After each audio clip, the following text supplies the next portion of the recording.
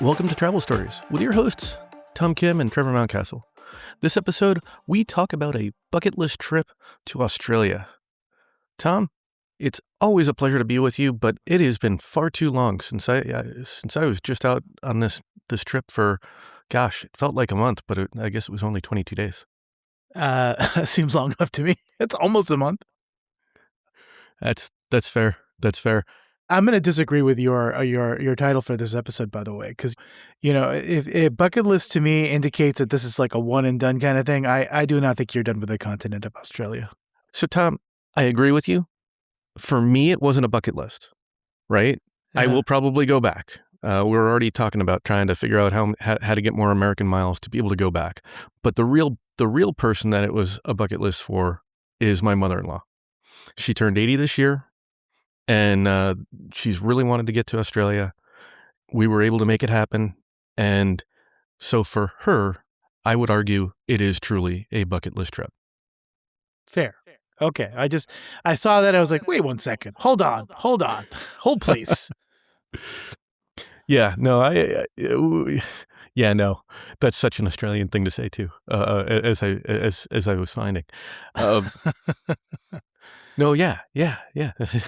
Anyway, so this was, for that reason, it was a bucket list trip.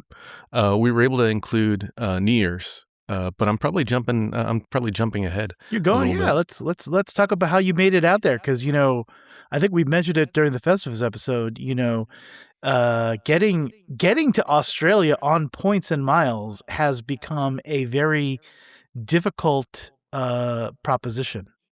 Has it not? You're exactly right. And I've been tracking this for probably, 3 or 4 years. I've been trying to make this type of a trip happen. And I've noticed that the space is different every year. I want to say it was 2 years ago. There was a ton of space released around September, right around Labor Day. And I think even a year before that, they were releasing space over the summer. This year, I was finding drips and drabs of space. I didn't actually have this trip truly locked in until the Wednesday before Thanksgiving. And why is that important? That's important because by that time, a lot of things for New Year's are booked. I went through trying to look for, and we opened up the aperture. We were willing to spend money for this. And we were looking at, can we get a sailboat or some sort of a charter, be out in the, out in Sydney Harbor for the fireworks? That seemed like a great idea. Can't. Everything's booked. Mm-hmm. Could we get into one of the hotels nearby? Nope. They were booked back in July, and the parties were booked back in July. And so we were in a situation where we had a hard time figuring out anything. I'm not going to jump to that, to what we ended up doing until we get to that section of the show. But I do just want to caution our listeners that if this is something that you're really, really interested in, the space, there's not a consistent trend as of yet. And I think that's a challenging thing for us to share. I mean, we've talked on the show about how it used to be that Lufthansa, 14 days out, boom, almost as reliable as Old Faithful. And how that has changed. Australia space is the same. It used to be a trend where you'd see some, at varying times of the year before the pandemic. And since then, it's just been a little bit of a wild card. And that's even with the increased lift to Brisbane. Brisbane a couple of years ago, and I don't know the specifics. I suspect that I suspect that it might have been Brisbane trying to drum up business for flights there. But they got, at one point, they had, I think, Qantas, American, and United. And I don't know if United is still there. I think they might have even had Delta. And so that opened a lot of lift. And as we sort of slide into the flight, I'm here to tell you that Brisbane is not a bad airport to fly into. That bury the lead, I guess. We found seats from BWI, one of our home airports, our most convenient home airport, no less, via Dallas, Fort Worth, direct into Brisbane. And that's the way I want to fly.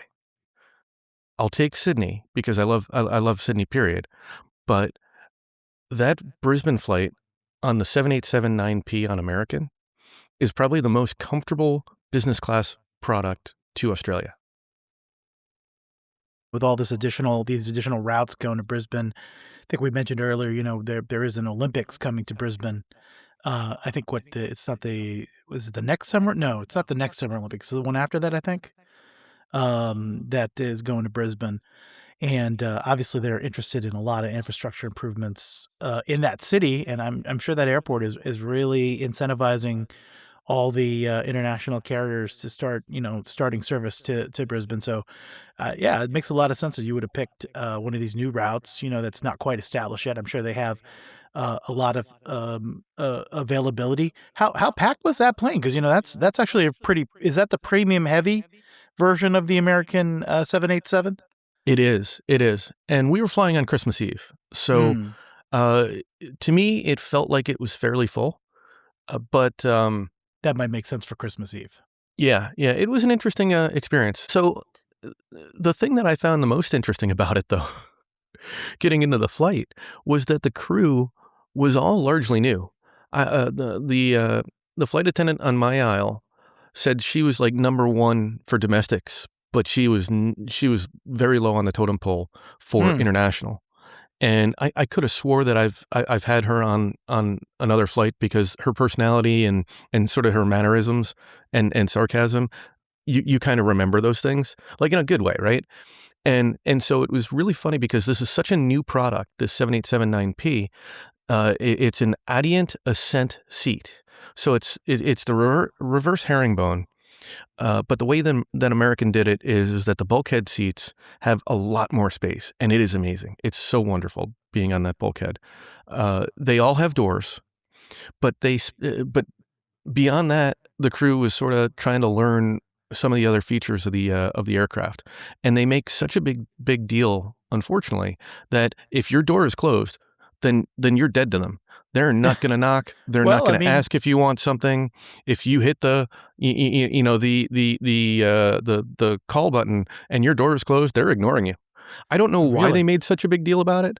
I talked with a friend of our, I think you know Andy as well, a friend that lives down in Sydney, and he said that he had the same thing. Obviously, he had a much more skilled crew because it wasn't a holiday.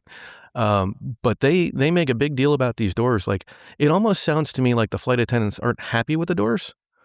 But the irony is after we finished the meal, and the meal was nothing special. I mean, I don't even think we need to talk about the meal other than eat before you get on board, which is really hard to say when you're getting on board a 17-hour flight.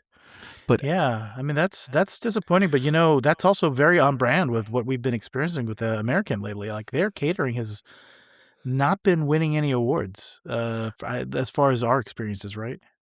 No, and they're serving Bollinger in the flagship lounge, and I didn't even recognize the name of their bubbles on the plane. That's a shame. I mean, obviously Americans making a big push with these 9Ps to be very premium heavy. But if they're not, sounds like they're not necessarily following that up with the appropriate funding of their catering and beverage program. It also sounds interesting. I mean, it also sounds interesting that it's with it being Christmas Eve flight, having the junior crew, that almost makes sense because I'm wondering if all the senior crew are just like not bidding for those routes, right? Because they want to stay home with their families. Yeah, the senior mamas want to be home with their grandbabies, and they're making the junior folks not making. Obviously Right. these individuals probably bid that, but the flight attendants that we chatted with, or that I personally chatted with, most of them had young kids at home, and so they loved my daughter because they were like, oh, hey, you're happy to be on a plane. I miss my kids. I'm gonna, how they have flight attendants can sometimes be, and so our daughter got some more attention probably than she would have normally gotten on a normal flight. But it was sort of, I'm talking to these folks and my heart goes out to them. I'm like, you're missing your 4-year-old's visit from Santa. I mean, it does, but I mean, that's also the nature of the work. I mean, it is. So, I mean, this is what they signed up for. I agree, and they probably got like 2 or 3 days in Australia, and if they're not normally doing international flights, this is a great opportunity for them, right? I Absolutely. mean, I'd take 2 to 3 days in Australia. Boxing Day, the sales were amazing. Um, but before we move off the seat, so Mhm.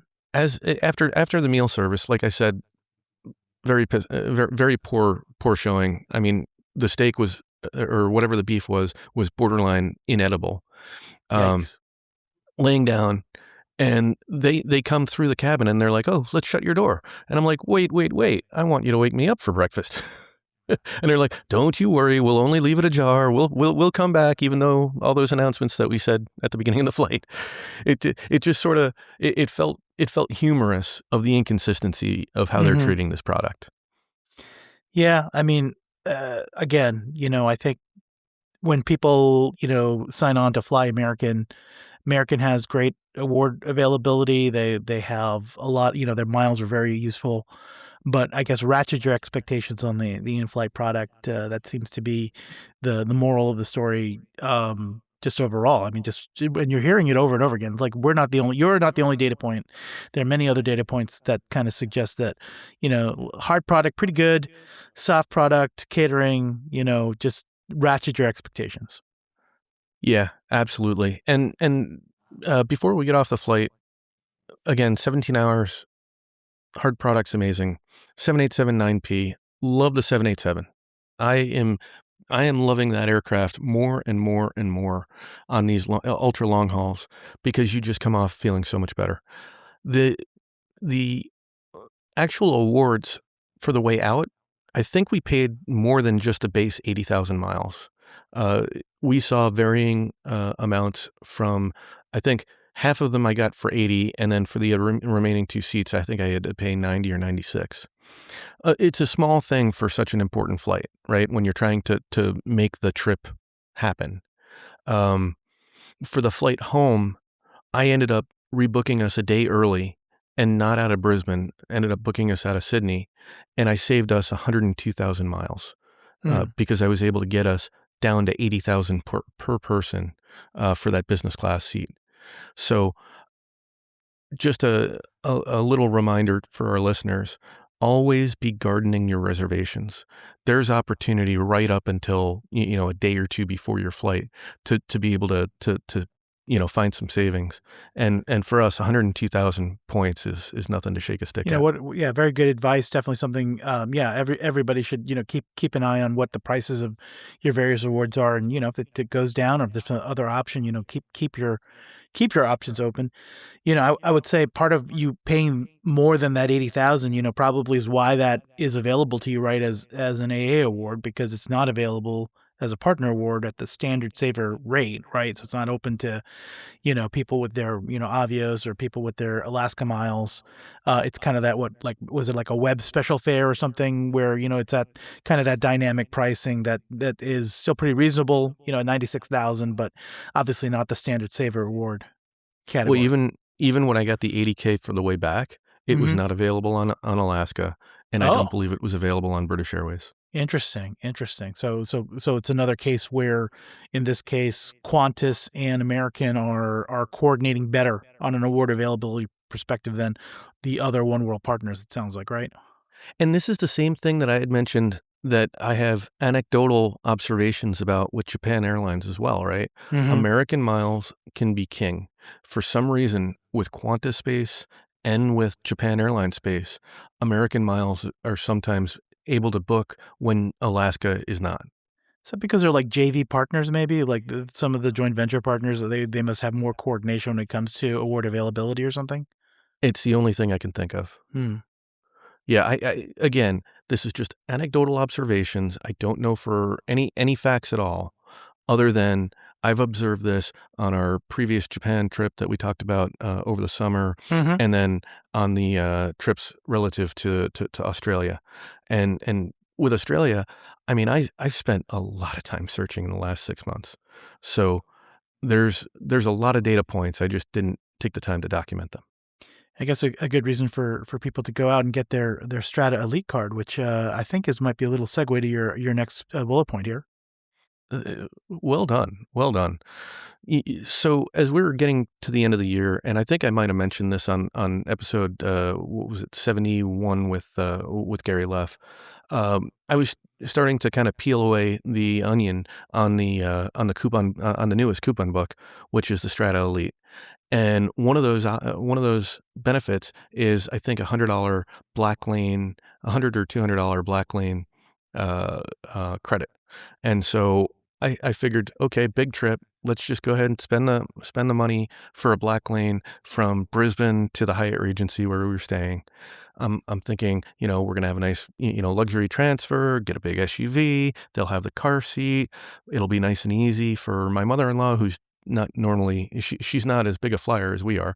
I mean, she's been to uh, on a bunch of trips with us, but this is a 17-hour trip where flight she's coming off of. I want her to be comfortable, Mhm. and so best laid plans, right? The credit works, but the driver was late in arriving.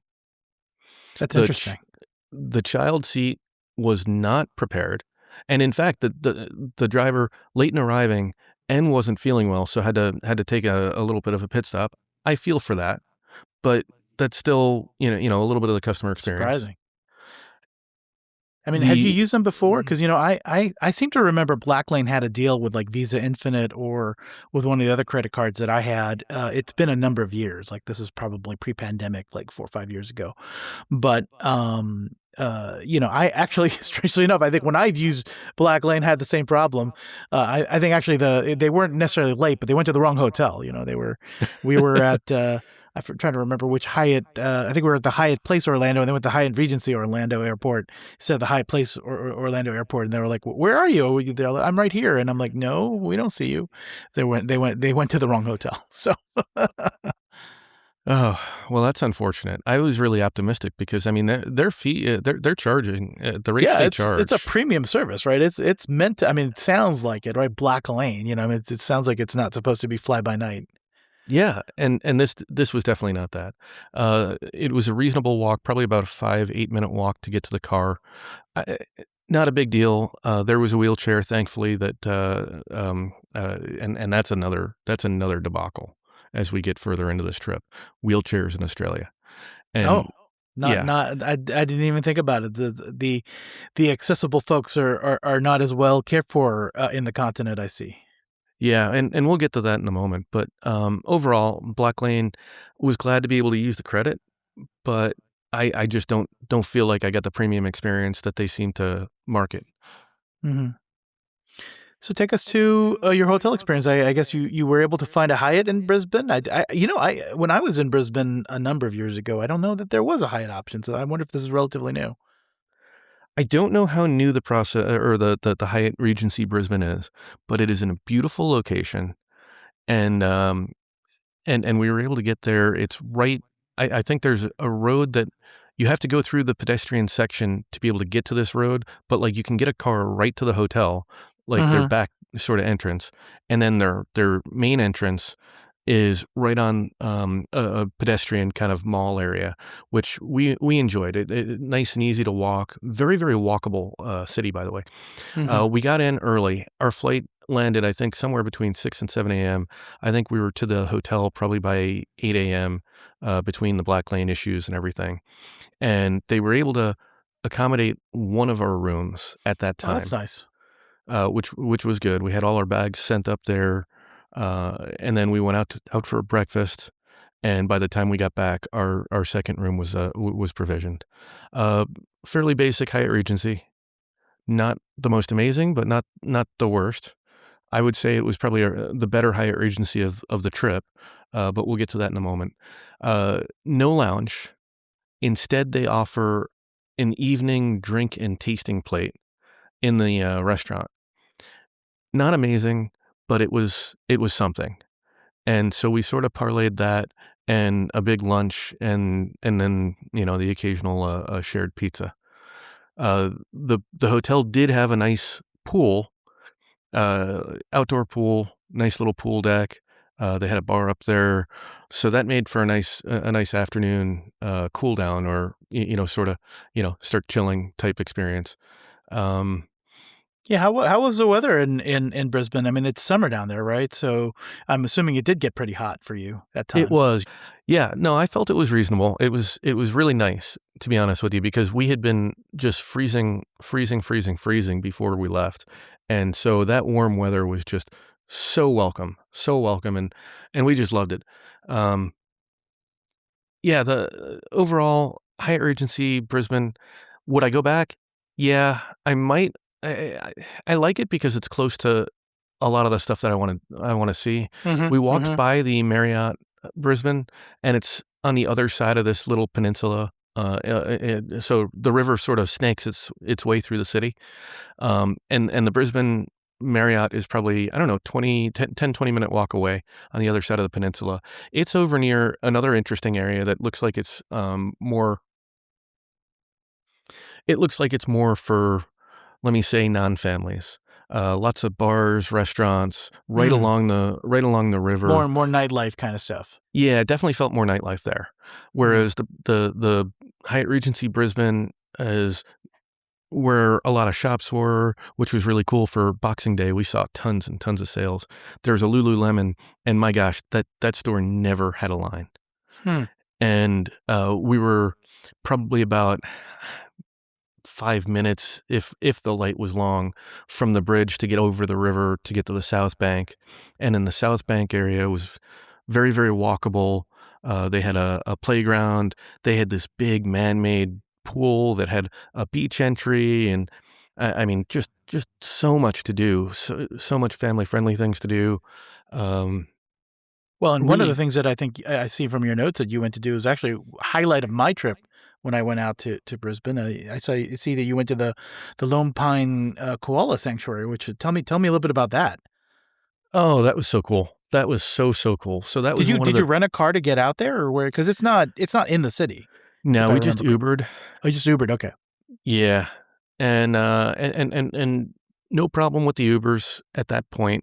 A little foreshadowing for later in the show. And, it's probably, I don't know, 20-30 minute drive out each way, Hmm.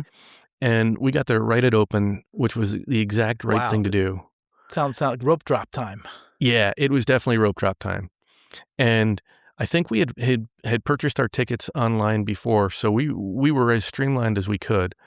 And my gosh, I can't get over how many koalas they have. Like, I know it's a koala sanctuary, but Right. I've never seen that many koalas anywhere else. I mean, there were hundreds, it felt like. Every turn I made, it was like a little gaggle of koalas. Over by where the food court was, where where they had the little seats for you to sit and eat, it is just surrounded by these koalas. And these koalas are not just like asleep. We saw some of them walking around, some of them were jumping from tree to tree. Like, these are active koalas. It was so cool. Hmm. Yeah, I mean, I know you had talked about your experience at the Sydney Zoo, which is, a great place, but I mean, like, probably kind of night and day, right? In terms of, if you're there to see koalas, this is the place, not the Sydney Zoo. And if you're there to interact with kangaroos, Yeah, that too. night and day. Yes, yes. This was this is the place that you're going if you want to have a good experience with the big draw animals of Australia, koalas, kangaroos. This is where you want to be. Yep. We had they have this big, oh my gosh, it's got to be like 2 or 3 football fields in square footage or square meterage, open air area for the koalas. Hmm. They had a couple of spaces that were like no-go zones for humans. And I said, did I say koalas or kangaroos? I meant kangaroos. And uh, you had this opportunity for like two Australian dollars. You could get some feed, and you can feed the kangaroos. Wow. And so we just went. We went there first, and thank God we did, because it started to get overwhelming. The kangaroos were getting full.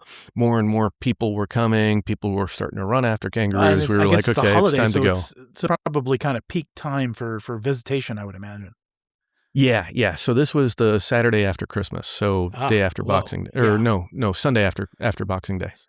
Uh, So So rope drop probably was absolutely the right thing to do. Yeah, yeah. And so we got to feed a bunch of the kangaroos, as my daughter says, but not the little one, or no, not the baby one. There was one super cute baby kangaroo, but he or she was very, very skittish.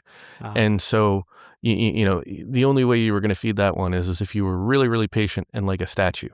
And as anyone who knows a 4-year-old, those things are not attributes of a 4-year-old. yeah. So, but she got to feed them. My mother-in-law got to feed them. My wife and we all had a lot of fun feeding these Sounds like kangaroos. a great experience. I know I had similar experiences there.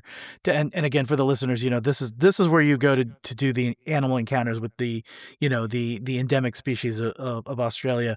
Don't want to take away from Sydney Zoo, because it is, the views from there are amazing, right? The scenery is amazing, and the juxtaposition against the city is definitely worth a visit by itself. But if you want to do animal encounter, this is the place. The Lone Pine Koala Sanctuary is definitely not to be missed if you're in that area. I couldn't agree with you more. Absolutely. So we've done 2 sanctuaries. We did Healesville in Melbourne in prior trips, Mm-hmm. and I actually think Lone Pine was better in some ways, and then Healesville is very, very good in Yarra Valley as well. Got it. We didn't get to see Tassies. That was Ah, my only disappointment. The Tasmanian Devils were otherwise sleeping or something. So that was a little disappointing, but everything else was just absolutely awesome about Lone Pine. Unfortunately, there was some other disappointment in Brisbane. Because of the holidays, some of the open air markets, we like to go to open air markets when we're in different cities. Some of those were not open. And so wow, interesting. we ended up doing just a lot of walking and kind of people watching and, finding little parks here and there. And overall, it was a great experience, but, missed out on a little bit of the You think they'd local be open for experience. the holidays, given the extra visitation by tourists and other people in the area, but. Well, that's interesting. There are some establishments that just shut down for Christmas week. Some Hmm. shut down for the entire spring break because this is spring break or not spring. This uh, is summer break for the kids. So like school's out until like the 20th of January. how very American of me to assume that, peak periods mean openness, in other parts of the country, they're like, oh, hey, holidays, that means we close too. So That means, I think it's a very American centric view to think, wait, holidays, everything should be open. well, we'll give you a pass on this one. All right. Appreciate it. Well, so can you talk now? I think we did a good job of covering Brisbane. Do you want to talk about how you made it down to your next location? Yeah, so this was something I didn't originally think about, and Gary and I were talking when I was out at Zorkfest in early December, and I was just finding no availability and for awards, and I was finding just like more than $1,200 for 4 people to fly in economy, and so he Wow. just mentions, hey, what That's about Gold that's the Coast? that's the what is it? The Australian domestic airline market for you, right? Where I guess Qantas has a bit of a monopoly these days. Well, no, it's Qantas, it's Virgin. So I mean, it's a duopoly, I would argue. Duopoly. Yeah, but some of the there's been a couple of other low cost carriers that were in those markets, and they've been kind of run out. Yeah, I think Jetstar is there. Yeah, there was I Um, think like Rex or something. There was a couple of other I think lower cost carriers that used to fly. But the competition is such that the duopoly, as you say, have kind of kept the other people out of the market, and kept rate relatively high. yeah, yeah. Well, luckily we were able to save a few $100s by going out of Gold Coast. I mean, Okay, that was about a $50 to $100 Uber, but we were able to save quite a at bit. least $100 per ticket. But we flew Virgin Australia. Come to find out, as we went to get the accessibility, the wheelchair person, that there is no wheelchair person. Oh, So, so, not at so Gold Coast, or is that just a in general thing? that is an in general thing with Oh, Virgin. wow. So Okay. far as we have two data points, and one with Qantas.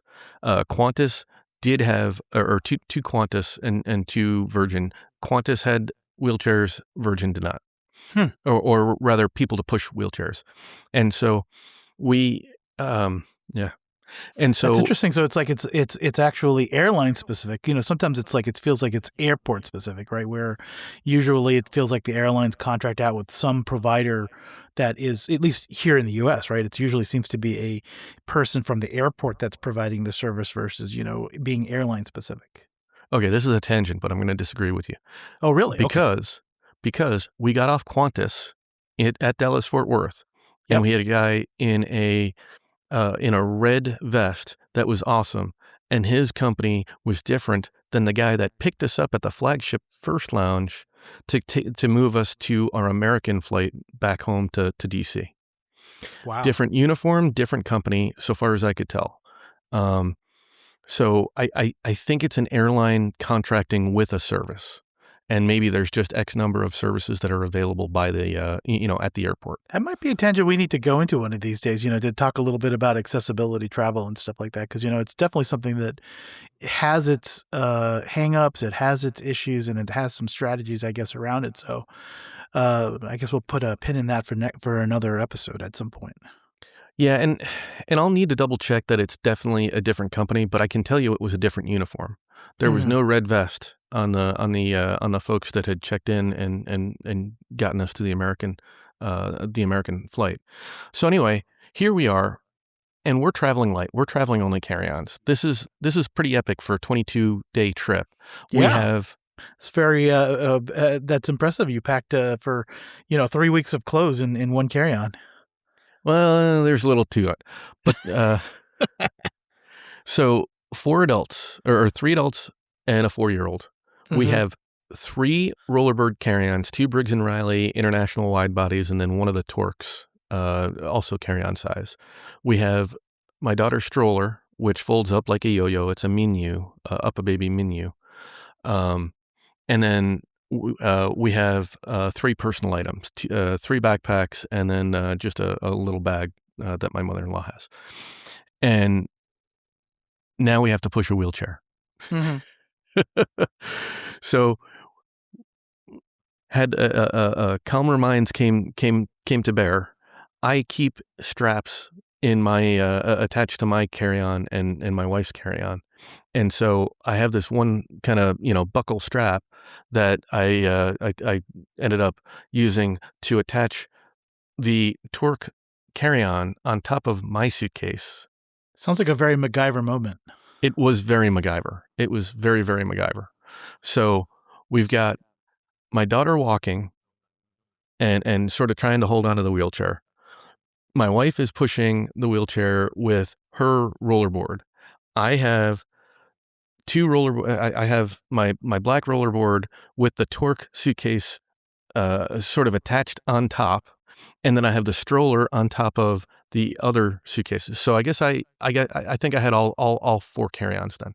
So my wife wasn't dragging anything. She was just pushing the wheelchair and making sure that our daughter was with her. And Yeah, that sounds like a little bit of a challenge. I mean, you've got two normal adults, and you've got one little one, and you got one older one, and yeah, that tends to be you seem to have a deficit of hands. yeah, and so we're doing this to and from the gate in Gold Coast, and then and then in Sydney, and then at that point I said, you know what, let's just get an Uber.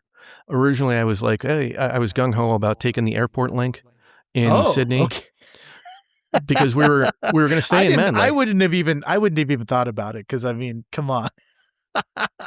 Well, I was gung ho. Airport link plus you get to ride on the ferry. That was going to be so much fun. And after dragging all that stuff like a mule, I said, we're getting an Uber. We're going straight there. Yeah, I would have gotten there a little earlier than you probably, but After the MacGyver moment, I'd be like, yeah, no, public transportation off the list, off the list. But it's so I'm looking here, and you have forsaken Hyatt on this first part of the trip to Sydney. I see you did not go to a Regency or a Park Hyatt or some other flavor of Hyatt hotel. Yeah, so this is another one of those things where I was monitoring space Uh-huh. for a good 3-4 months at the Hyatt Regency and even the Caption and a handful of Marriotts. And space for the 30th, we got into Sydney on 30 December, Mm-hmm. just to timestamp it for everybody. And I could get us someplace for the 30th, but I couldn't do anything for the 31st. Wow. And when I locked in where we were going to spend New Year's, now I had a big strategy. So once we established what we were going to do for New Year's Eve, that really drove where we wanted to stay. And we've been wanting to try to spend more time in Manly for a long time. We really like that community. Turns out that there's actually a big American expat community there. One of our friends lives there. So we ended up getting an apartment in Manly. And this was one of those things that felt too good to be true. We're talking, I don't know, a week or two out. I see this pop up, and I think it was less than $1,000 for 2 nights. It Mm-hmm. had laundry, which helped it helped reduce some of our laundering challenges. Ah. It was within view of the harbor of where the ferry terminal is. And it was just overall convenient. 2 bedrooms, 2 bathrooms. What more do you need? And so we went ahead and chose this apartment for 2 nights, and candidly, I'll go back there. I could totally see us going back there. It was very comfortable. I mean, as these types of places are, right?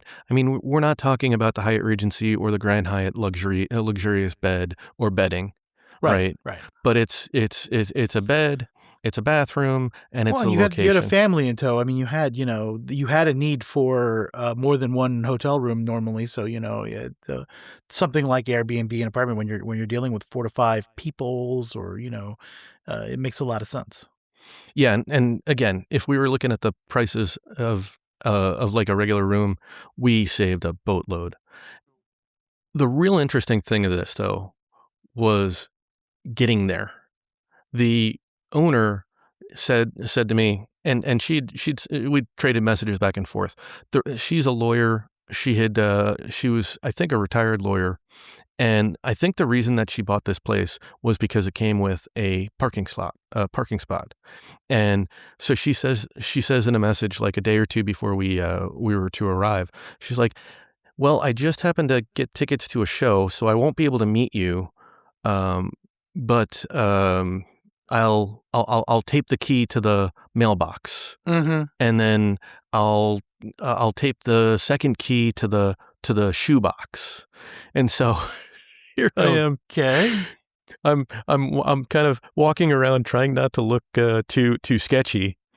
I left the family down on the sidewalk because I didn't want to like bring everybody up and be at the wrong place or something. And I kind of walk over to the mailbox, and I'm like, okay, well, here's the number. And I'm just kind of nonchalantly feeling, as I'm like looking around, like to make sure that nobody thinks I'm like really, really sketchy. And there's the key taped to the bottom of taped to the underbelly, the under overhang of the mailbox. Okay, that gets us in the building. Get the family. We get into the elevator. We go up to the, I think, fifth or sixth floor, and we find the unit. And they have these shoe boxes outside of the units. I guess it's a little bit like how in Hawaii you take your shoes off and you leave them by the door. Oh, okay. I assume there were no shoes, so I just, why else would you call a box by the door a shoe box if you don't put your shoes in them? And so I'm feeling around the shoe box, and finally taped to the top of one of the shoe boxes is the other key. And now we get into the apartment. It just felt like one of those kind of fun experiences, but it really felt like we were scavenger hunt, or you're doing the Amazing Race, right? Amazing Race. I felt like I was gaining entry into the safe house. Uh, But it sounds like it was a positive experience. So, but that's not the only thing you did, right? No, no. I mean, and so Manly, we had a lot of great time there. We ended up running into. We caught up with our friend Andy that lives there for lunch. We Mm-hmm. caught up with another frequent traveler that happened to be in town, and he and his son came over to Manly, and we had the kids are the same age, so the kids got to play. We had Butterboy cookies, which if you've never been to Manly and had a Butterboy cookie, it's hard to quantify, but This is the second time you're mentioning this to me, but these things are bigger than my hand. uh-huh. They're about I think they're eight Australian dollars a cookie, maybe a little bit more, Mm-hmm. but they are amazing. The real key though with that is you can Was it get like like 4 or half. 5 US dollars or something, or what is that? Yeah, yeah. Yeah, because it was like what 80 cents to the dollar, 87 cents, or I can't remember what the exchange rate Mm-hmm. was, but it was very favorable. The key though on those Butterboy cookies is you get like six. You get half a dozen for like 48. Um, whatever that. Either way, it made it the math on that, and I'll have to look to see what the actual cost per cookie was. But if you got half a dozen, it ended up being like you got a free cookie or two, and they come in a nice Mm-hmm. little box. They're really really good. Individual sleeves. These things are some of the best cookies I've had, across the world. Definitely something worth going to at if you go to Manly. Now, while we were in Manly, of course, we had New Year's Eve. And that I think I had mentioned that what we were going to do for New Year's Eve drove where we wanted to stay. We found this place called the Greens for New Year's Eve, and they throw a big party. It's in one of the parks in North Sydney, within view of the bridge and the harbor and the Opera House. And so for 799 Australian dollars, we got 3 adults, 1 kid, open bar, food stations galore. They had these bouncy obstacle courses, 3 of them for the kids. It was amazing. So very family focused, it sounds like. Yeah, and that was exactly the reason that we wanted it. They even had a candy bar for the kids and Mm. and a face painter. Yeah, that does it sounds quite a bit of catering for the little ones. Yeah, and I think that's what we needed for this type of an experience, right? We had a little bit of it was a little sad because there's some construction going on right now that blocked part of the view. But Mm. I just popped my daughter on my shoulders, and we watched the 9 o'clock fireworks, and I think she just was loving it. Oh, so the fireworks are actually at 9. That's earlier than I thought it would be. Well, so they do a family fireworks at 9, Mhm. and then they do a fireworks at midnight. And if you're in Got it. Darling Harbor, I think they do it at every hour from 8 to midnight. Wow. So something to see on an hourly basis. If you're in Darling Harbor. Yep. But the main fireworks on the bridge, I think it's like a 4 or 6 minute difference in fireworks between the 9 p.m. show and the midnight. But the cool thing is like for our 4-year-old, I mean, she felt like she saw them, right? Mhm. Like she was not going to be able to be up for midnight. I could Got barely it. be up for midnight. I was gonna say it's an awful lot. It is an awful lot of activity, and it's a fairly long period of time too, right? So, Yeah, yeah. So we ended up having I think 4 or 5 hours there at the Greens. So I mean for 799 Australian dollars for what we got, it was an absolute steal. And they were still available in I think late November, hmm, early December. They still had tickets. So it worked out just beautifully. yeah. Uber both ways, and then they shut Manly down around 5. They shut a lot of the roads down because they do Oh, okay. fireworks in Manly as well. And Got it. so they hadn't opened the roads by the time we had gotten back. So we had to walk across the Esplanade Oh, and probably had to walk, I don't know, like 5 blocks. Not a big deal, but just part of the overall experience, candidly. sounds like a success from a New Year's perspective. Did you end up changing from the apartment to a hotel New Year's Day, or what? When was the transition? Yeah, on New Year's Day we moved to the Hyatt Regency, Sydney. Hmm. Which you've been several times, I think, right? We have, and it's. I feel like it's getting better. I mean, Oh, that's w a good I was about to expect the opposite. well, so, like, I think we got in one of the newer rooms, and they've done Ah, a little bit of remodeling.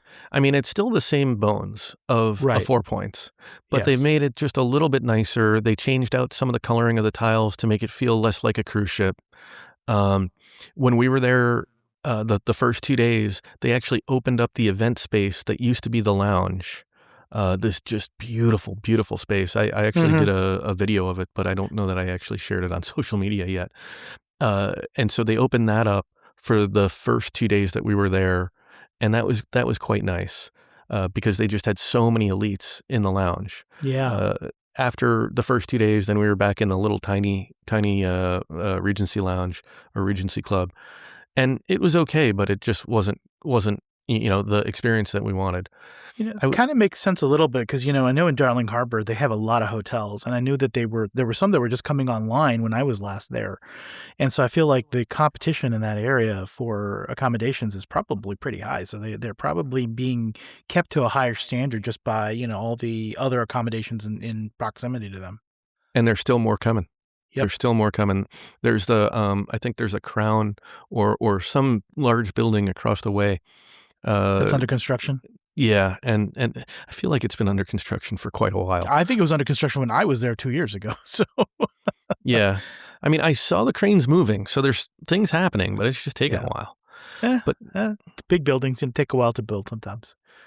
yeah, but I will say that it was nice because we had been there a year prior, and when we were checking in, one of the lounge attendants, one of the lounge managers recognized us and welcomed us back, which is nice. And then another individual who I had traded messages with because I goofed on one of our reservations. Mm. I forgot to cancel the 30 December one night stay.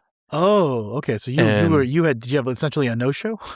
well, I reached out to them even I was inside of the cancellation window and I said, "Hey, I goofed." Yeah. Full disclosure. I mean, I'm Yeah, but you're I'm a just guest, hoping right? that you can do But you are something. actually staying there, Yeah, yeah, eventually. yeah. And so they were able to just waive that cancellation fee and Right. just cancel that, which was very nice of them. They didn't have to. Obviously, for a globalist, you kind of expect that kind of Well, and even consideration, more but if you're canceling and you're actually staying there, but like a lot of times with the things like cancellations where you goof and things like that, or you have irregular operations and you can't make a hotel stay or something like that. Usually they're a little bit more flexible, especially if you're eventually going to stay there, you can do a date change, or if they're going to get money out of you anyway and be a customer. I mean, last thing they want to do is start off the interaction on a bad note because they charge you some huge fee for canceling a reservation. exactly. Yeah, and in fact, we ended up adding another night to that stay. There you go. So yeah, well, more revenue to them. Anything of note or that I mean, obviously this is like what how many times have you been to Sydney at this point? This is probably what, like the sixth or seventh time. Although again, mother-in-law, first time there, I'm sure she was more than excited to kind of see the Harbor Bridge and the Opera House and all the kind of wonderful tourist things in Sydney that are uh, that I guess are de rigueur to you now. So I just love that city. I just yeah, yeah. truly, truly love It's that city, I and mean, it's beautiful. It's a beautiful city. every time we go, I find something or I find some new experience or something new that I didn't know about, or we explore a little bit more into something. Mhm. And this trip was definitely no different. Uh, so, a couple of examples. We went to the Rocks. On the weekends, the market is just awesome.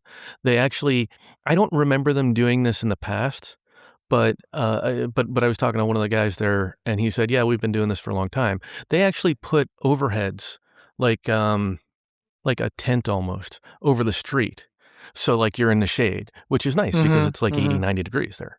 And so we went to the Rocks on Saturday, and then we went back to that same market on Sunday because we enjoyed it so much. Bought some things, and so that was nice. We got to, like I said, a little bit of a different experience with the Rocks compared to what I remember was just that kind of core area, like that sort of hilly street over by We might the have beer gone there house. ourselves when we were there together. Yeah, we went by the beer house, right? The Mhm. beer garden, and then you hang a right at the beer garden and you walk down that street where they have Right. like the statue and everything. Well, when you make it to that main street, I think it's St. George or something, you can turn left and go all the way to under the bridge. And I don't remember that area being a market when I was there last. And Mm. maybe we just weren't there in time on the weekends. We probably Right. weren't. Uh, but Might this, be the uh, case. but they have. I mean, it's got to be like a football field long, if not longer. And then you get under the bridge, and as you get to the bridge area, they've got like food trucks and food stalls, and then they got this nice, cool little Bubbles Bambino, tiny little.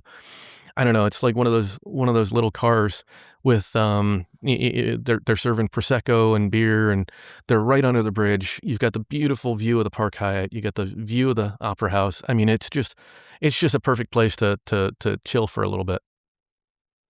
Excellent. And Sounds and like, yeah. and before we get off of that, I will say we did have a taste of kangaroo, crocodile, and lamb, and even my daughter tried all three. Some wild meat adventures. Yeah. So I mean, it sounds like you had a great time in Sydney, but then that wasn't the end of your escapades in Australia, was it? But before we leave Sydney, I wanted to also share another thing we did. Okay. My mother-in-law really wanted to get to the Opera House. Uh-huh. And so we couldn't find something like Pirates of Penzance in one of the main theaters like we've done, like my wife and I did on our first time. But we found something sort of similar. In one of their Playhouse theaters, they were showing a show called Pirates Love Underpants. So it wasn't quite Pirates of Penzance, but we still had pirates at the Opera House. And so we got to see this wonderful kids show at the Opera House, and was just a fun little experience. In fact, my wife very smartly bought two of the books, one for home, and sent one into her school so she could share that. Okay, sounds good. Yeah. I have not yet had the chance to take a show I mean, I've toured the Opera House, but I've never actually attended a concert or an event there. So definitely something to put on my list next time I'm out there. It's just a feeling like nothing else. I mean, even though the show we saw was in like in the Playhouse Theater and not like one of the major ones, you just walk in and you just have this feeling of the history and just the enormity of the building. And you probably had that when you were doing the tour, right? Right. Yeah. I mean, I've seen the facility, and been inside and able to see some of the halls and stuff. Just wasn't able to partake in a specific concert or opera or play or whatever kind of artistic event that they were taking in. But yeah, sounds like you made the best of your time in Sydney. It sounds though that you are now making your way to another city in Australia. I have not actually been to Melbourne yet, so that is definitely where I guess we're going next, right? Absolutely. And Melbourne, again, another favorite city. I mean, when I rank cities that I love in the world, Sydney and Mm-hmm. Melbourne really they're pretty high up. They're up there with Singapore. They're up there with Madrid. I don't know why, but Australia's got a lot of great, beautiful cities. Mm-hmm. And so we did this again, Virgin Australia. This time we checked bags. I said, okay, we're going to see if we can remove some friction and make this a little bit easier on everybody because we know that we're going to have to push the wheelchair. Yep. My gosh, we waited 30 minutes in Melbourne to get the bags, but It's, neither here nor there. we can't win, right?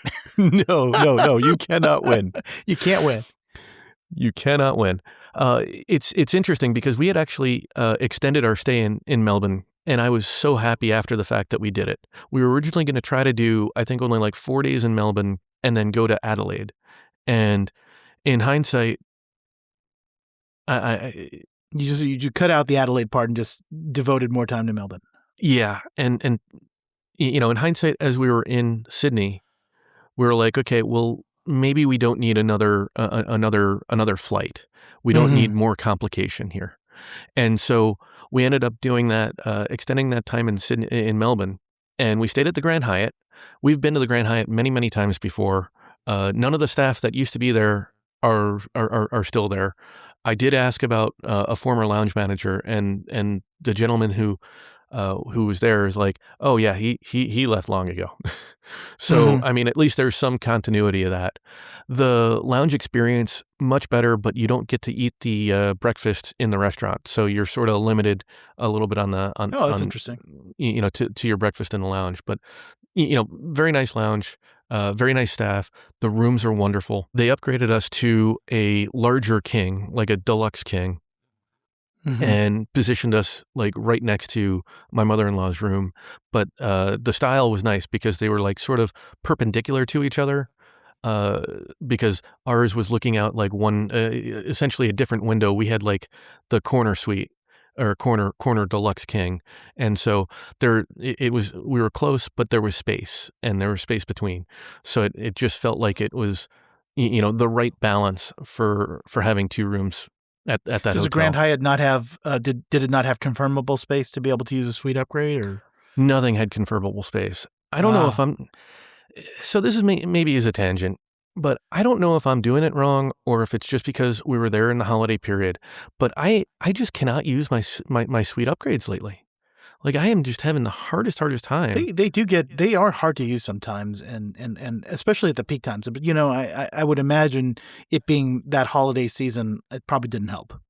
Yeah, if I were to do this again, we'll have a post either associated with this episode or as a standalone on milenomics.com if Sam wants to. I think he will. We've chatted about it.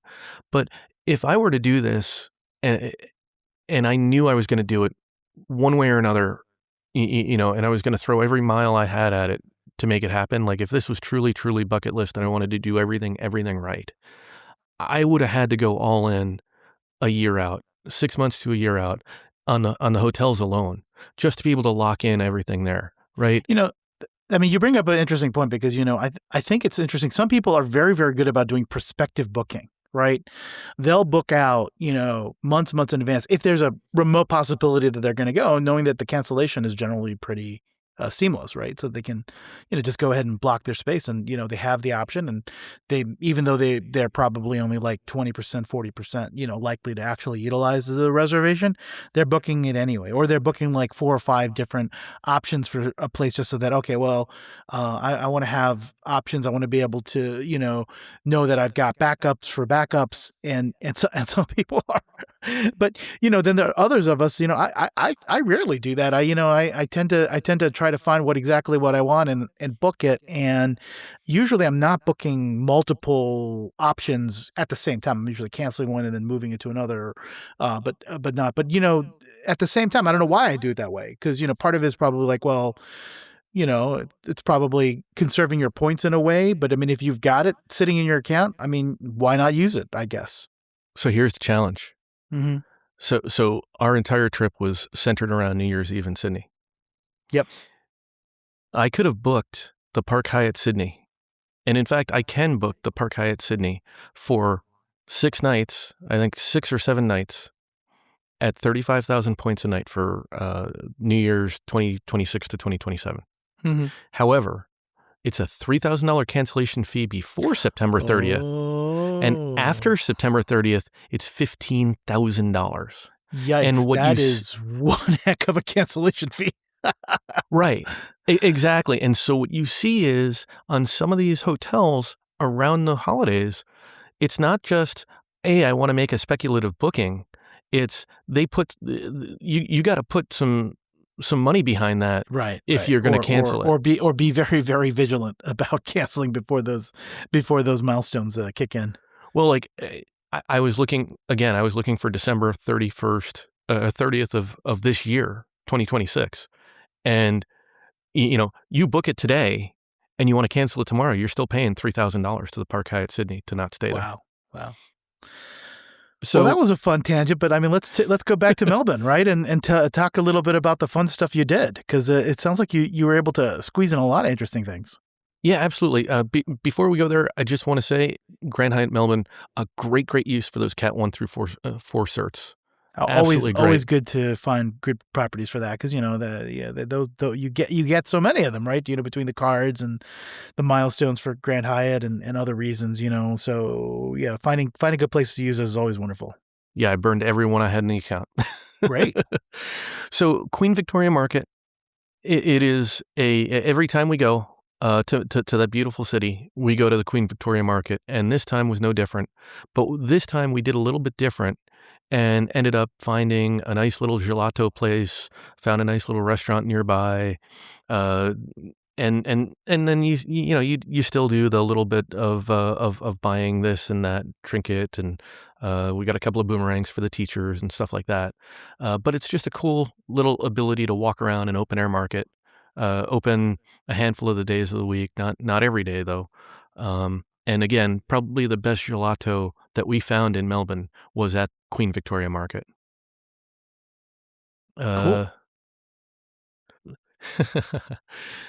we had a interesting weather dynamic in Melbourne. The day we got there was pretty hot. The day after we got there, which was like the Friday, a week after Boxing Day, and we got up to 42 degrees centigrade. That sounds And pretty hot. What is yeah, that in Fahrenheit? 111. Yikes. That is Yeah. and this is and Melbourne's one of the southernmost cities in Australia, right? So usually it's a little bit more temperate. Yes, yes, and for better or for worse, we found that temperateness afterwards, but we effectively lost that one day because it was just so hot that we just weren't Kind of a sure what we were going to try to record-breaking do. heat day sounds like is what that is. It was, and I saw on Twitter that I think Australia in general was the hottest place on planet Earth at the time. Wow. So we went to the hottest place. It was pretty cool.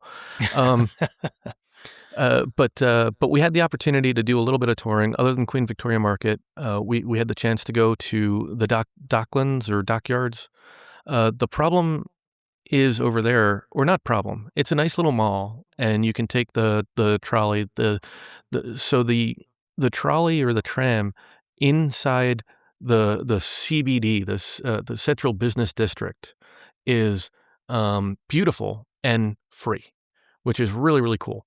It makes it really, really easy to get around the Central Business District. Um, the dockyards, I have to Google this because it's either dockyards or docklands. I always get it mixed up with London. Can't help you. I've only been to the airport in Melbourne, so it's still on my list to actually visit the city. Yeah, so it's the Docklands. They've been expanding the Docklands, and it's a nice kind of shopping area. But they used to have a Costco, and they no longer have a Costco. It was like Huh. the one Costco that was tram accessible. Um, That's a shame. I'm sure it would be high on your list to visit. oh, all of us wanted to. My mother-in-law was really excited to try their version of the hot dog. I also did manage to go to a Costco. I think not this last time I was in Australia, but the time before. So yeah, visiting Costco's in other countries is always a fun visit. Oh, without a doubt. One of these days, I want to go to one of the Costco's in Taipei. We almost did it when we were there. Yeah, take the new United route to what's the name of that city? I think there's I think there's like a Marriott or something that's like really close to the Costco that you can stay at. In where? Is it Kaohsiung or whatever the new route that the United instituted between Narita and one of the secondary cities in Taipei in Taiwan? Interesting. Okay, I'm going to have to look into that now. Yeah. I was just looking for flights to Taipei too. Well, this is not Taipei. This is another city, by the way. Well, yes, but I didn't know there were other cities that had There international are connectivity. believe it or not, it's a yeah. relatively large island. There are other cities in the country of Taiwan than Well, Taipei. I'm sure I knew that, but I was just thinking like from international gateways. Yes, it's not an international gateway, but clearly they have some international flights. If they have international flights, why wouldn't they be a gateway? What's the Well, definition of a because gateway? they don't have. It's not like they have lots of internet. I mean, I think to be a gateway, you kind of need like you're a fairly large number of international transcontinental type flights. So, but So you're saying that my home airport of Baltimore Washington I am not Thurgood calling International BWI is Airport. not an international gateway. Okay, they may have a flight to Heathrow, and maybe a flight to Iceland, and I don't think that qualifies them. So your Okay. 2 international flights is not enough. Oh, well, the Caribbean, Punta Cana. Pish posh. Okay, that's a real tangent. Now back to Australia. Yeah, so one of the days we, after it cooled down a bit, we were able to get to St. Kilda Beach, which is a nice little excursion, probably about a 20-minute drive, or probably about a 20-minute ride on the tram. And it's a nice little beach, I think, on Hobart Bay. We had a wonderful, wonderful lunch. In fact, that was probably the lunch with the best service that we had in the entire trip. And what was on offer at the restaurant? What are they known for? it was just a standard restaurant. I think we got pizza and fries. My daughter was really big on on chips. You know, they call them chips in Australia. But I'll go on another tangent, but a relevant one. We're gonna have to start having quotas. We'll have to have the tangent checkbox or something. Oh, I'm sorry, sir. You're on tangent number 5. You've exceeded your quota for this episode. Touche. Okay, so when we were in Brisbane waiting for our late black lane that was less than wonderful, the woman who pushed the wheelchair said, "We don't tip here, so don't do it. It's not going to get you any better service, and service is crap." Like she was very, very blunt. It was hilarious. Tell me what you really think. Yeah, and I guess I just never internalized that, but it was really the case. I don't think I've used so many expletives about QR codes than I have used on this trip, because every time I've got 4 of us sitting down for a meal, and I'm on a QR code. Thanks to your GigSky link, I bought like a 50 gig GigSky eSIM.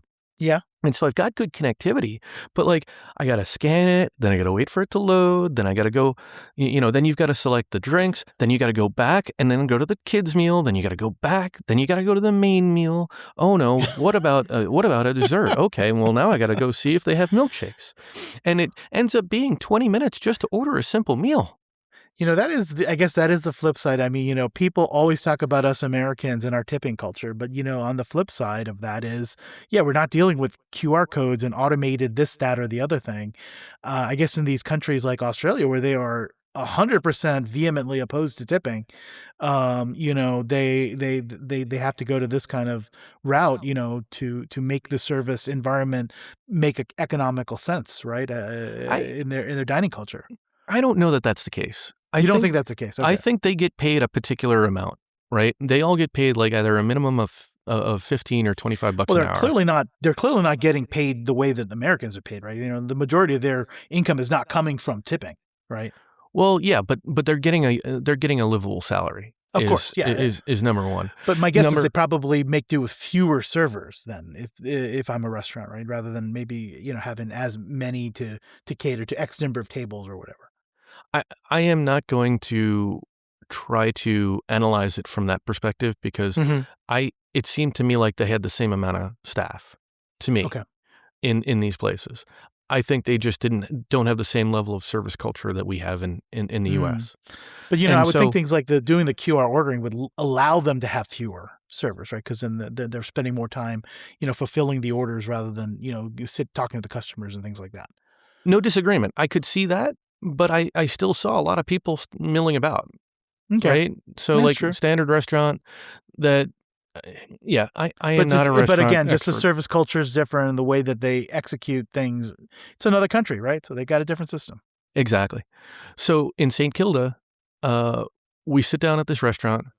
They put us on a nice seat outside. We're in the fresh air, and a woman comes by, gives us the waters. They have tap water in vessels that they bring, which is nice. That's a standard. In some restaurants, you've got to actually get that yourself. In this particular place, she brought it proactively. She took our order, and then they actually delivered the order, and then they took additional orders because I ended up wanting a glass of wine. The service was really, really good, and I ended up giving her a tip. I Mhm. just sort of said, "Hey, thank you so much. You this is the first time I How haven't had very to American order of you. via QR code." Yes, very American. I know, but like it was so refreshing not to have to use a QR code at least once. Yeah.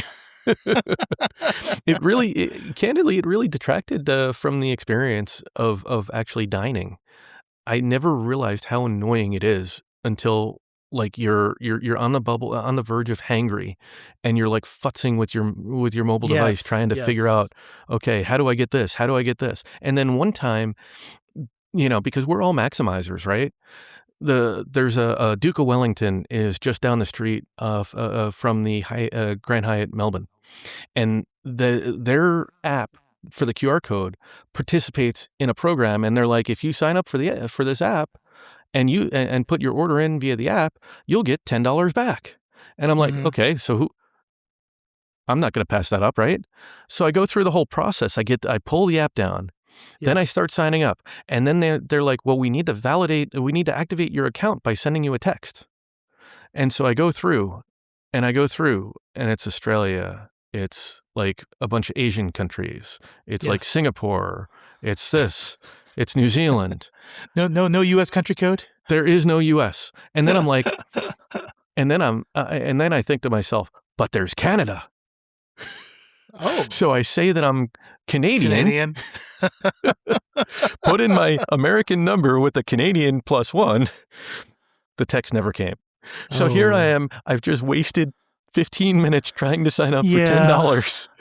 I would say that those are type of experiences, unfortunately, between the QR codes and signing up for stuff and signing up for apps and stuff. I mean, like, come on, this is the world we live in, right? You get used to it. Get used to disappointment. I know, but gosh, it was an experience. But I want to close out our Melbourne experience with something that we didn't even anticipate doing. Mhm. So in Sydney, we ran into Jamie Laronis. Okay. He's written a handful of different. He writes a bunch of different places in the community, and he mentioned that one of his personal goals was to go to all four majors for tennis.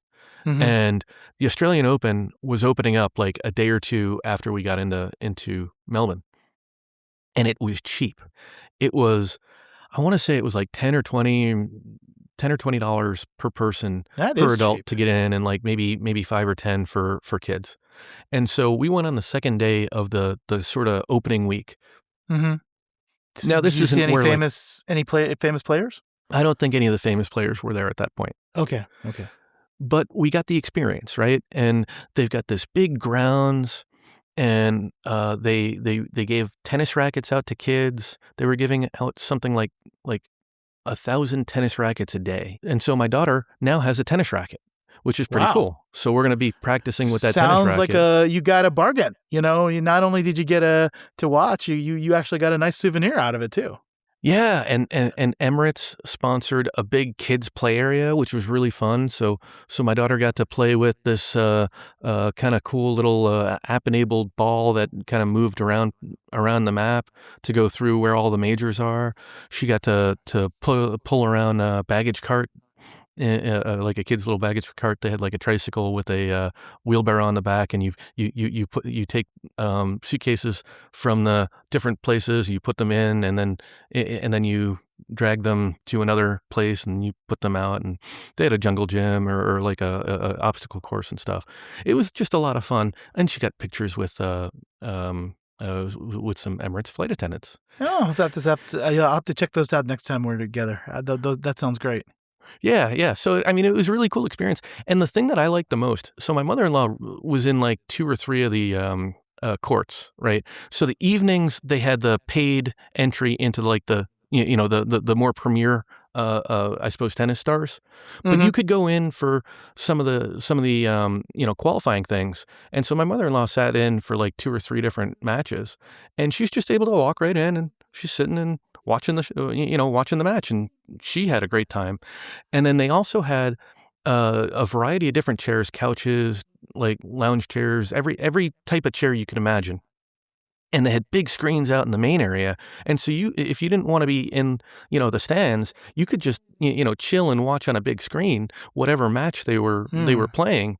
And they had wine, they had food, and for one reason or another, I need to research this place. But the food we got these amazing fries, some of the best French fries I think I've ever had. Just some seasoning they put on there. But overall, it was a really cool experience, and for just a fraction of the cost I would have ever expected to Yeah. be able to go to a major. And And I and know, and it's such a, such a world-renowned event, and that you just kinda stumbled into it. It sounds great. and it was only 2 stops away on the tram, also free. Mm. Tram was Very free too. convenient, very convenient. Like, I don't know how you could have done better. And there were a lot of people from the Australian Open that were Couldn't have done staying it at better the if you Melbourne. planned it.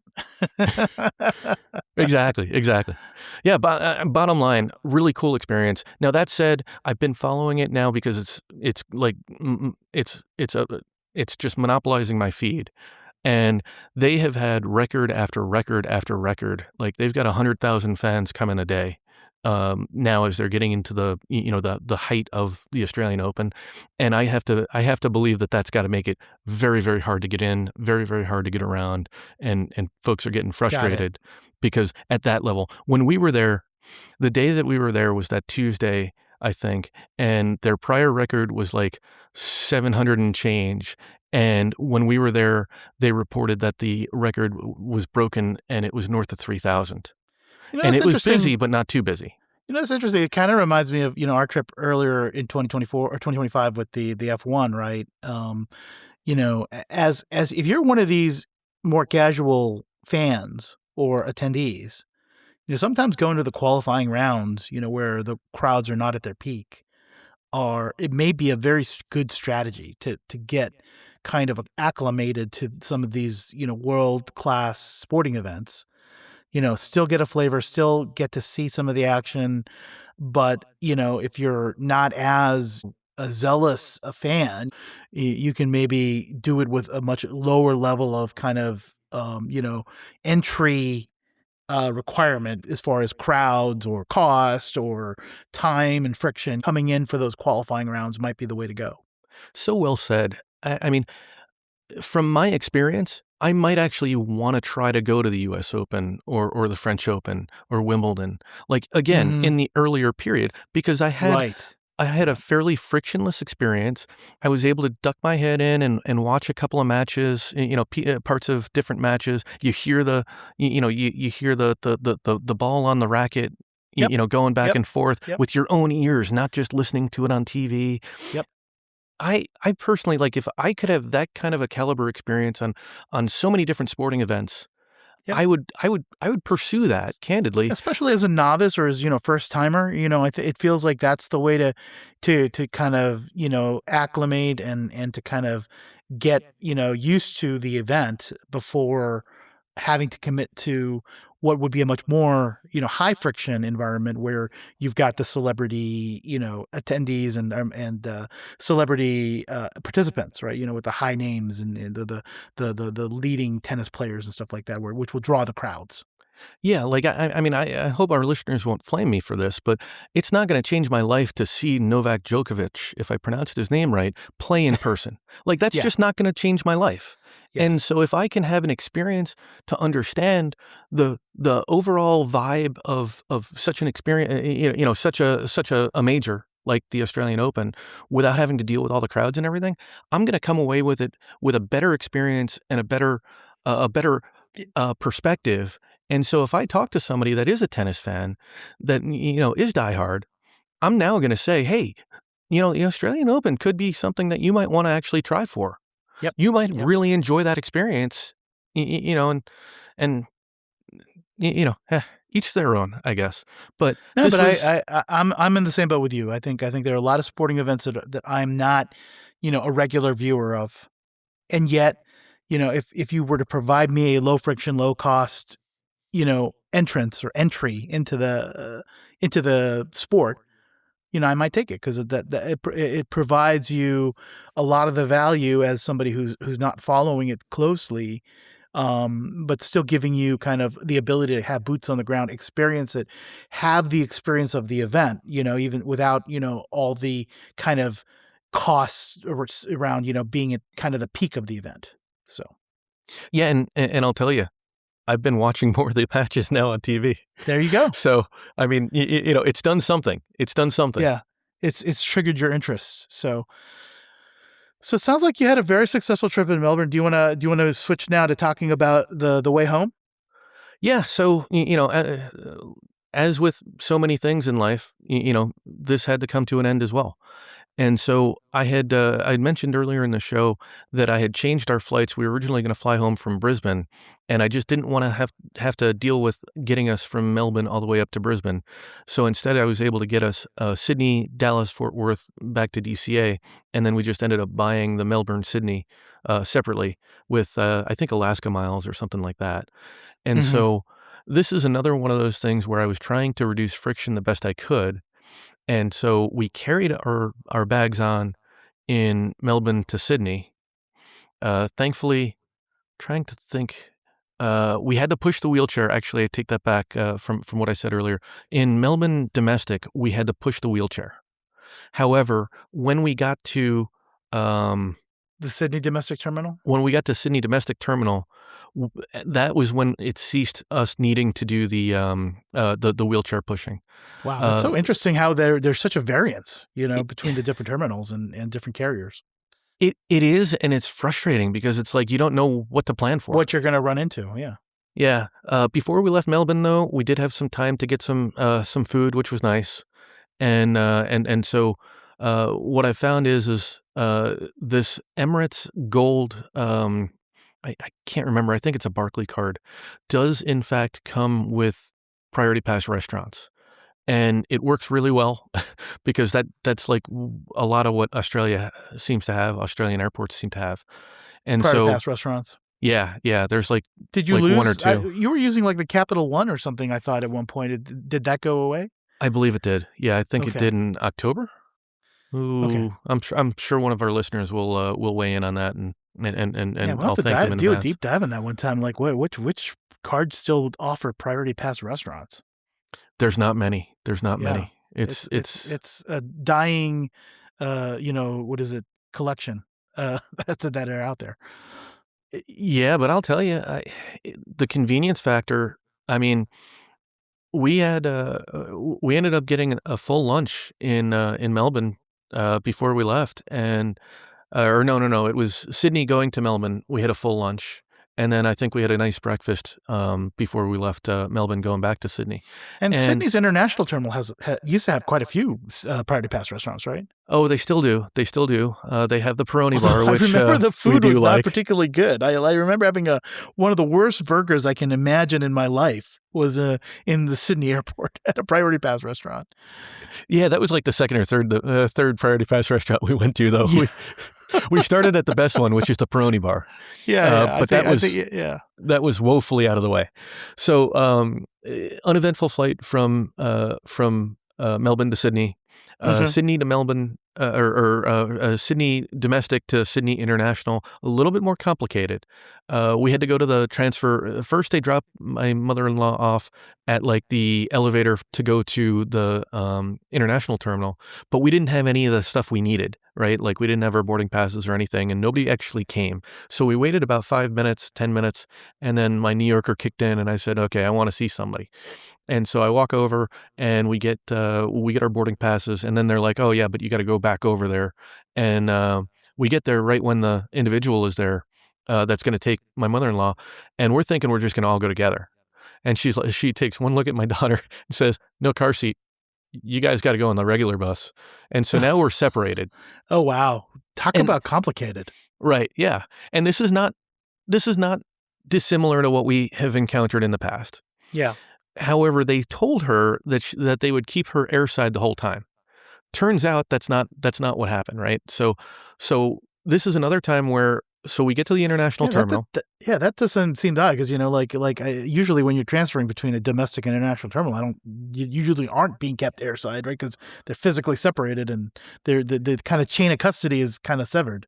Well, yeah, but you didn't. But they actually had a gate airside at the domestic terminal where Oh, the to bus transfer you goes to from. international? Yeah, Oh, so okay. it reminded me more of like the United gates to the T5 in O'Hare, except it Hmm. ended up not being the case. That's the way they said it, but then we end up having to go through security. We knew we had to, and so we Okay. checked our bags, and another bad idea that cost us yet another hour in Dallas, but neither here Oh, nor wow. there. I'm just of the opinion. I'm like, I just want frictionless, right? And we're on the A380 on the upper deck. I know that their bag bin space is just lacking compared to a 787 or a 777, and so I just don't want to have to fight on the plane. And I do not like checking a bag, but I voluntarily said I'm going to do it here because I Mhm. think it's the smart move to do. And so we check our bags, and we have to go through security, customs, all that other stuff. At one point, I see my mother-in-law getting pushed with the wheelchair through customs ahead of us. So even with checking a bag, she was ahead of us, but not by much. Right. And so they brought her to the temporary Qantas lounge, and I wanted to because I might lose my executive platinum status this year. I said to my wife, I said, let's see, we don't know when we're going to be back here. Let's see if we can get into that Qantas first lounge. Mhm. And so we go up there, and they let all three of us in, my wife, Okay. my daughter, and I. Had a I made the wonderful exception. Exactly, which was wonderful. And so we had we had a little bit of breakfast, and then we were there late enough that the salt and pepper squid and the lunch I saw options a came photo. out. I saw a photo you posted. Yeah, I have to say that they've got this corn fritter for breakfast that is just phenomenal, and I think it actually Mhm. beats the salt and pepper squid. Well, you're never a big fan of the salt, pepper, squid anyway. No, but I always have to have a no thank you taste. Well, and I saw the photo of it, and it was distinctly different than what we experienced in Heathrow, right? So, It, I think the Heathrow one's far better. yeah, I well, think the Heathrow one. they took a little bit more time in the preparation of it, and again, they were showcasing it for us when we were in Heathrow. This is true. This is true. This is true. Overall, just a wonderful, wonderful experience in that first Mhm. class lounge. As it I is, just, it's a beautiful lounge. First for those who haven't been to the first class lounge, this is Qantas first class lounge in Sydney. The architecture of it is very nice. I think the design is you're kind of like it's supposed to be in like the wing of a plane or something. it, Essentially, is what it's supposed to look like. It's very very aviation focused, and they have that wonderful arrival departure board right that I love has the click click click click click click click click click, and the, it's just a very distinctive, nice lounge. yeah, they have one big one and two small ones. Mhm. I happen to notice one at each end, which is pretty cool. And not only that, but if you look out the window, you've got this gorgeous view of the city. Like, Absolutely, I don't know yes. how you get a better lounge. I Yeah, just don't know how you do it.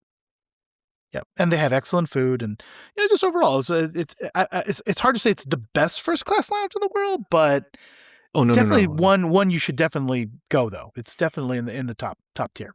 Yeah, I won't call it the best, but Mhm. I agree with you, top tier. I tried to get a massage, no luck there. Yeah, But I don't think I've ever been able to. That's never been, in the cards. I've tried two times, and I'm 0 for 2. Yeah. So our uh, our flight, like a 1 or 2 o'clock flight, not a bad timing. I think it was like a 1:50. We ended up having they have air traffic I think I've been control on that short. same flight, before, and I think the timing was about the same. Yeah, they have air traffic control problems too, shortages, Mhm. and so we had a ground stop because they didn't have enough people. Uh, Always interesting to hear that in another country. I mean, I'm sure that everybody had those problems Mhm. coming out of COVID. Um, the Qantas A380 business class, Thompson Aero Vantage XL suite. So I jokingly call this the coffin suite because Mhm. it lays you down and your legs go into this cubby, and it kind of feels like your legs are a little bit in a coffin. I feel like it's Um, similar to what the newer version of what they're doing in business class on like the 787s and things like that. Because I know it does seem nicer, and I think you're probably going to make the same comment that it's probably better than what they used to have on the A380s in business class. Oh my god, yeah, that old Skybed was horrible. I mean, that was like that was It was worse like two than two, right? It was not you yeah, had to like climb over your seatmate if you didn't know them. and I don't even know if it was really lay flat. I mean, it felt Yeah, to me like it was like angled, yeah, it was like that angled lay flat, not like hmm angled like the old, maybe just slightly American, angled. kinda like the old Cutter. when that Yep. was the 2-2 configuration. Like Mhm. they say it's flat, but there's really no support down. When you go far enough from from the base, you're Mhm. going to droop. I hate to say it. That's Yep. just kind of Yep. how it is. Uh, the service made me feel like it was either American or even worse, British Airways. Surly, older flight That's attendants. surprising.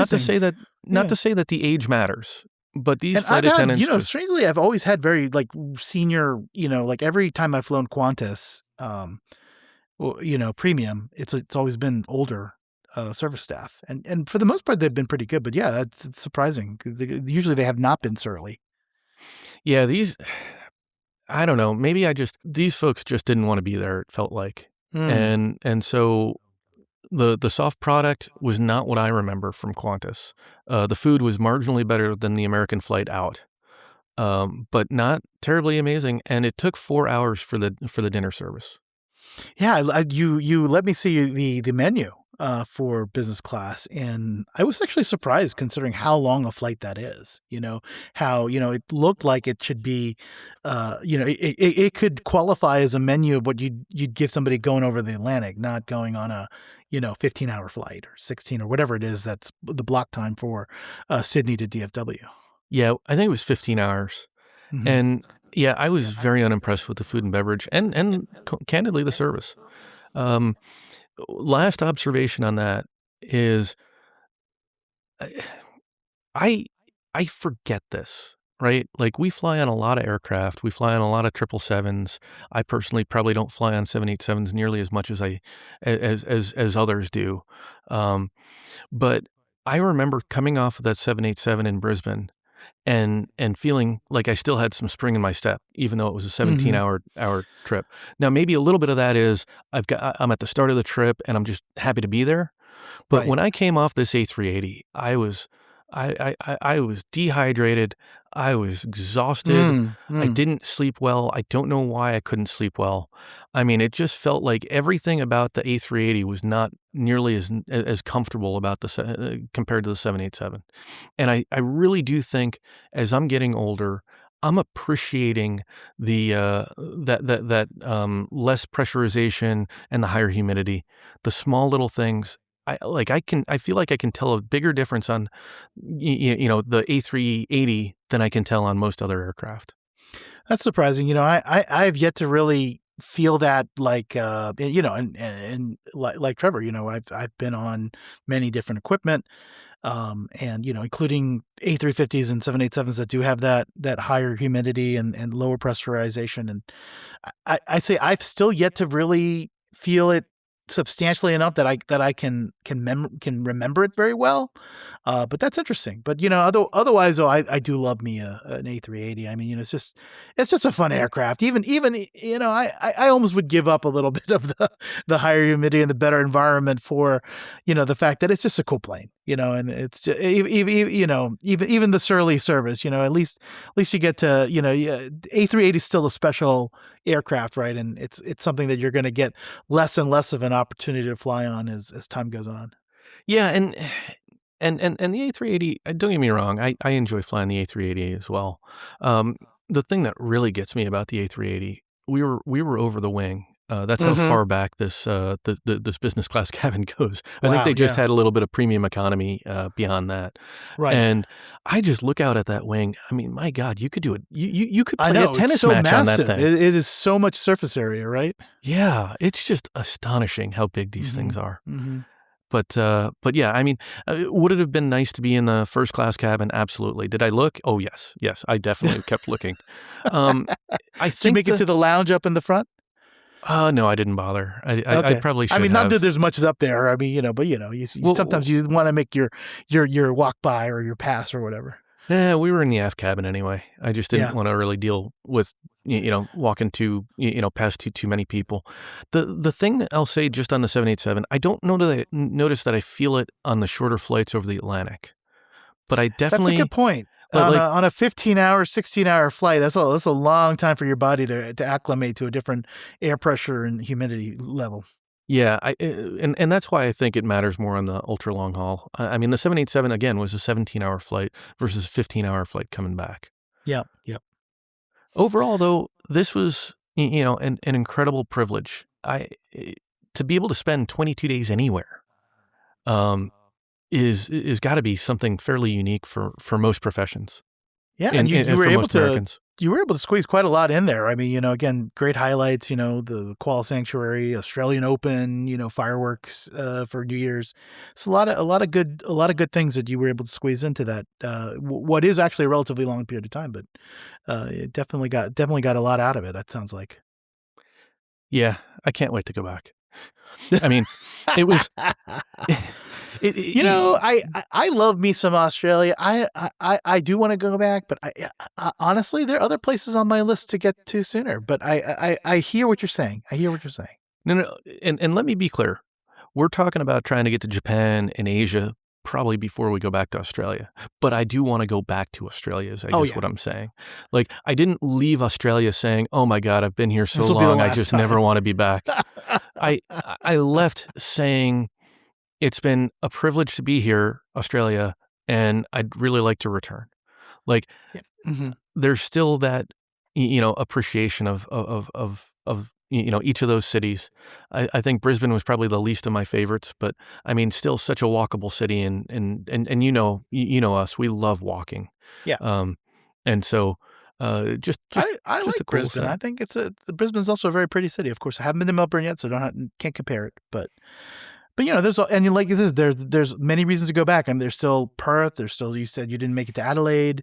Hobart, Hobart. You can go to Tasmania. You can go to Cairns. haven't been to Ayers Rock. Haven't done the Great Barrier Reef. There's a lot of things to do in that continent, and a lot of places for people to visit. So There absolutely is, and I'm excited for what more is to come from Qantas.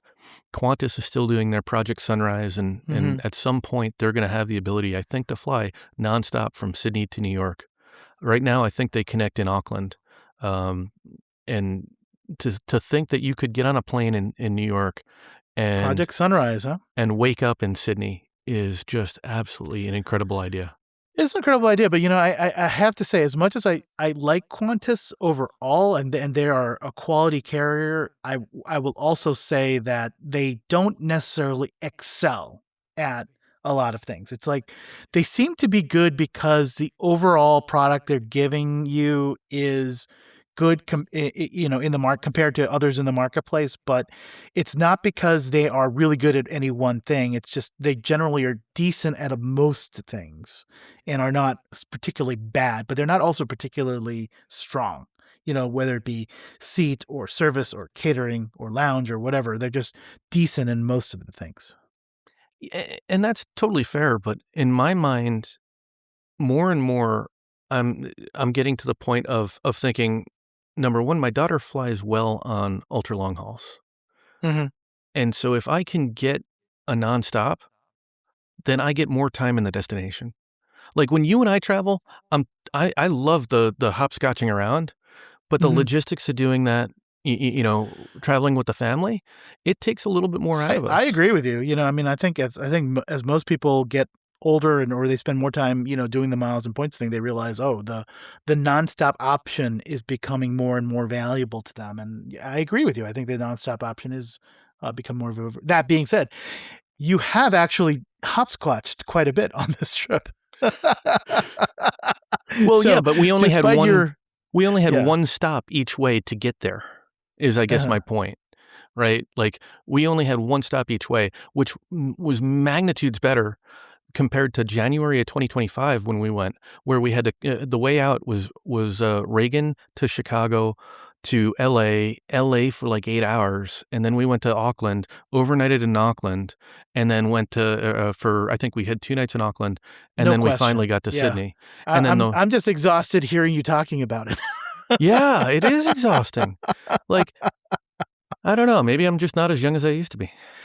Well, hey, your value that you're putting on not on fewer segments is, I think, echoed by 99% of the people. Most people are wanting to get there as quickly as they can with as few stops as possible. So that is not a surprising position to take. Yeah, yeah. Well, what do you think? Should we wrap it up? I think so. It was a pretty good run through of the continent, and it sounds like you hit up a lot of the top things. And hey, you're right. Yeah, you're excited to get back. So hope the listeners enjoyed hearing about it. Yeah, and definitely that New Year's celebration. I mean, it's not often that you get to be 2 hours behind the first to celebrate the new year. Yep. Yep. Well, that's the show. Thanks for joining us, and we hope you enjoyed listening. If you've enjoyed this episode, consider becoming a Milenomics Patreon member and get access to even more in-depth miles, points, and travel content. Until then, we hope your next story is a travel story.